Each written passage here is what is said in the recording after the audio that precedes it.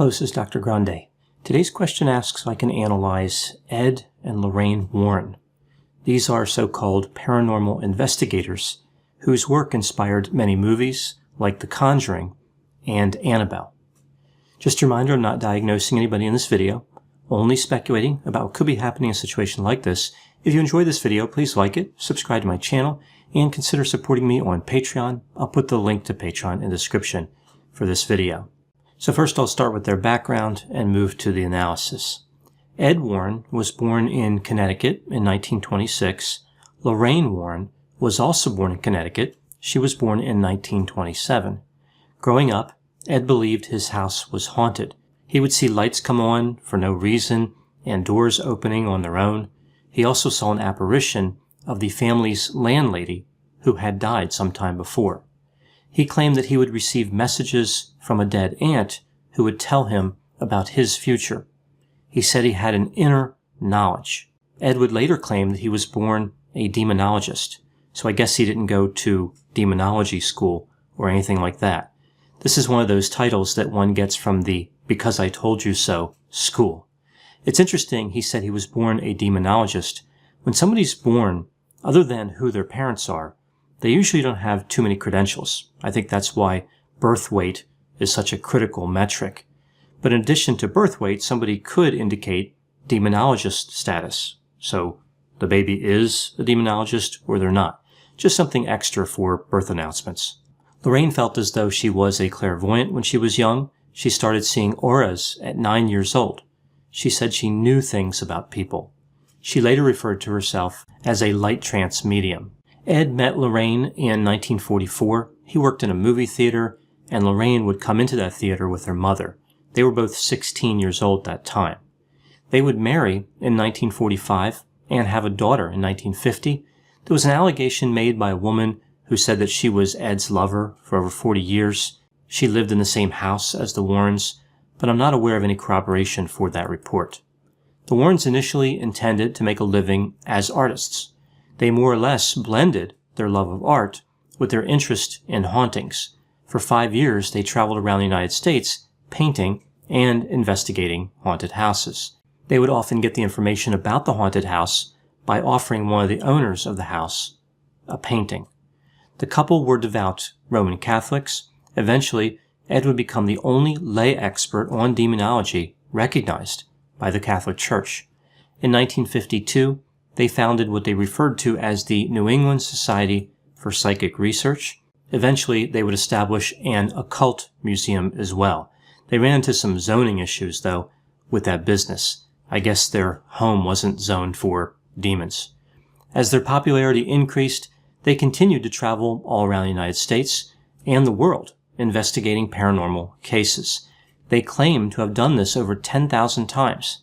They did not charge a fee to their customers, but they were happy to accept free room and board and have their travel expenses covered. The first case they worked on that really captured the attention of the media was in Connecticut in 1974. It was a case of a poltergeist haunting a house owned by Jerry and Laura Gooden. The work of the Warrens and the cases with which they were involved have inspired a number of documentaries, television series, and motion pictures, including The Amityville Horror in 1979, The Haunted in 1991, this was a made-for-TV movie, The Conjuring in 2013, Annabelle in 2014, The Conjuring 2 in 2016, Annabelle Creation in 2017, and many others. Ed Warren would die in 2006 at age 79. Lorraine would live until age 92, dying in 2019. After Ed Warren died, many of the clients that he had started to recant. Some even said that Ed paid them to lie. It also became clear that Ed and Lorraine overstated their involvement in many of these cases. There was a book titled The Demonologist about the Warrens, written by a man named Gerald Brittle. Brittle claimed that he had a deal with the Warrens that stated the couple would not be able to make movie deals without him being involved. Warner Brothers approached Lorraine directly, and they worked out a deal to make The Conjuring. Brittle asked for a cut, but Warner Brothers made a compelling argument. They said that if everything in the book was true, and of course this was the assertion that Brittle made, then Warner Brothers could make any movies that they wanted based on that book. No one can have a monopoly on true life stories and people. Furthermore, the events in The Conjuring were not in the book. Brittle went back and reclassified The Demonologist as a work of fiction. This makes it seem as though the veracity of the Warrens' claims were somehow dependent on money. So they were true until money was involved, then they were false. The Warrens were not scientists. They did have a lot of confirmation bias. They formed their conclusions at the beginning of an investigation and look for evidence to support it. It appears as though they may have fabricated evidence as well. They were well aware that people thought they were frauds. We see in interviews with the Warrens, they defended their statements as being true. Lorraine went so far as to be tested by parapsychologists, who, not surprisingly, said she was the real deal. Asking a parapsychologist to verify that a person is a clairvoyant is like hiring an elf to prove that Santa Claus is real. Here's what I think happened with the Warrens. Early on, they had an interest in the paranormal. They discovered that other people also had that interest. Many people are excited about the paranormal and eager to believe. The couple realized that they could make money by declaring themselves paranormal investigators. As I mentioned, the Warrens were Catholic. Most of their customers were Catholic as well. The Catholic Church acknowledges demonic possession. So the Warrens were legitimized by the church and had something in common with the people who reported the hauntings. I think the customers were more likely to believe them because of that shared faith. When they would investigate these cases, everything that was out of the ordinary would be attributed to demons or other supernatural entities. This would build excitement because it offered an explanation. I think that many of the people who contacted them were genuinely concerned about what was going on with their home. The Warrens offered a definitive answer, a diagnosis of sorts, which not only explained unusual phenomena, but made the customers popular. Now they lived in a haunted house, certified by preeminent paranormal investigators. Another factor that really helped the Warrens was the fact that their personalities were endearing. Even people who were critical of the Warrens had to admit they were exceptionally nice people. Ed had a non-dramatic, confident, calm, and matter-of-fact speaking style. He made it sound as though natural explanations had been ruled out by medical and police professionals. I think the fact that he was so sure of himself really helped convince other people. Most, if not all, of the phenomena that the Warrens studied can be explained through a combination of natural factors. For example, clients who desired fame, had psychosis, perhaps used drugs and alcohol, and maybe had pathological lying going on, could explain several other reports. In one interview, Ed was talking about how a particular stage of possession is a lot like a demon walking next to you and putting thoughts in your head. This is exactly how some people with schizophrenia describe command hallucinations. In another interview, Ed talks about this evil doll that would haunt people's dreams. One explanation could be that people would see this creepy doll and have a nightmare about it. He said that dolls like this could not be destroyed because the demons would have no place to go. I think this really underscores the demon homelessness problem. Maybe the solution to hauntings is to build subsidized demon housing. It never occurs to people that demons often struggle to get mortgages, mostly because the mortgage companies have trouble verifying demon income. Like the banks would say to the demon, "You've been working for thousands of years and you don't have one pay stub?" The Warrens were not necessarily content writing books and inspiring movies.